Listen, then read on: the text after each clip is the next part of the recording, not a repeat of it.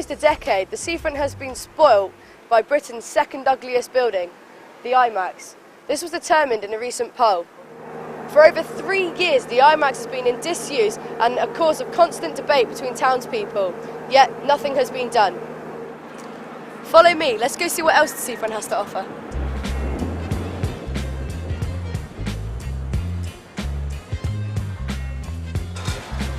Let's have a look in the amusements.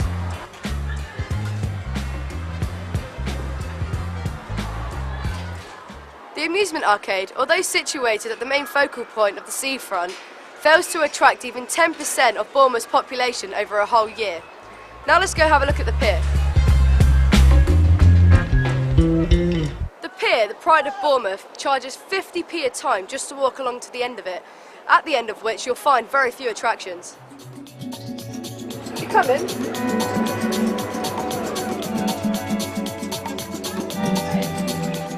The Oceanarium holds exotic sea life from all over the world.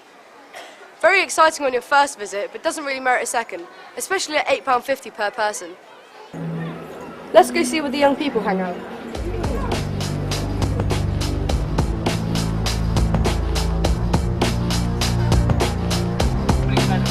Despite the attractions there are in Bournemouth, a lot of young people tend to come up here. This is what they call the double deckers. It's further up on the beach, a little bit more out the way. Good time. Yeah. So guys, Sweet. do you come here very often? Yeah, a lot. Yeah, occasionally. Mainly in the summer because it's a lot warmer, obviously. So why do you come here rather than go anywhere else? Because So it's out the way. It's especially in the summer. It's warm. You got nice scenery. Really. yeah, you don't get in trouble as much here either, so it's good to keep out of the way of everyone else as well. You just get looked at by funny people now. What do you think could be changed or done to make it easier or make it better places to go in Bournemouth rather than coming here and getting drunk? But if there were cheaper attractions or somewhere for people like our age to go, really, that Yeah. can afford. Do you think a lot of trouble gets caused here, with you lot all drinking and stuff? Yeah. Obviously, yeah. I mean, people when they drink, do stupid stuff when they're sober, and just generally people look down upon people our age drinking, really. But then you still have like the odd public person coming down having a go, or you get the police down here and we all get moved on. Or And generally, older people do generally frown upon youths. Not being stereotypical or anything, but a lot of them do. And also that's one of the people that get annoyed by it. Is that it? Thank you very much. No worries. thank you. Bye, Mom. Bye. Bye, Josh. Hello. Hello. Would you like to introduce yourself? Yes, I'm Chris Boland. I'm a police community support officer for Dorset Police. Do you get many young people around this area? Yes, we do. What kind of, do you think they cause very much trouble? Or?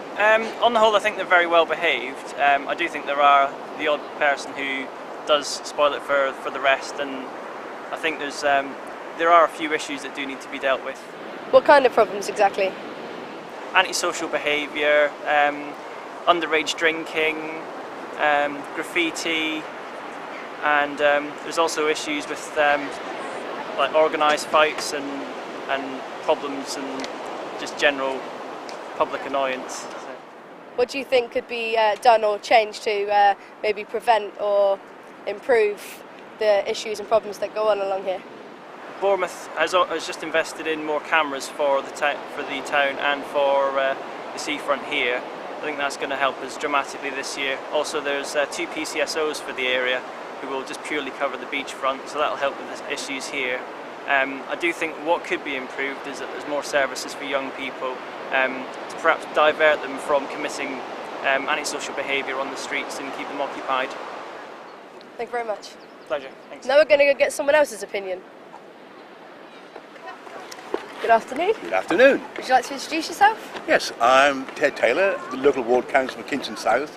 I'm also the champion for children and young people for the Bournemouth Council. Cool. Many young people aren't happy with the facilities at the seafront. Do you think they have a point? They do have a point because there's very little down here for young people, and hopefully in the future they'll have a greater say in that particular issue. How do you think we could change this?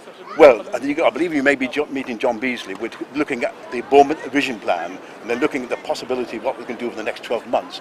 Now is the opportunity for young people to say, this is what we want from young people in Bournemouth, and this is the service you should be providing for us that we can enjoy. Okay. Thank you very much. Thank you very much for the interview. Now we're going to go see if we can get hold of Councillor Beasley. Hello. Hello. Would you like to introduce yourself? Certainly, I'm John Beasley. I'm Deputy Leader of Bournemouth Council, and one of my jobs is to look after the Town Centre Master Vision. How are you going to make sure that you get young people's opinions in that? Well, we want to go out and get a really wide consultation because we want to make sure we talk to as many young local people as we can, because we want to be providing the sort of facilities that they want and that they'll use. Cool. What do you think young people want over at the seafront? Well, we've heard already some of the priorities. One of them is for an ice rink, another is for some sort of wet facility. We've lost the swimming pool in the middle of Bournemouth, but there are a whole lot of other things that young people have been telling us they want. We want to hear the widest range of opportunities so that we can consider all of them. Okay, thank you very much. That's my pleasure. Nice to meet you. Bye. It has become clear that not only young people but local councillors and PCSOs feel the need for all year round activities and services for young people at the seafront. It looks like the council is ready to make some changes. If these plans go ahead, they could reduce underage drinking and antisocial behaviour, making the seafront more like home.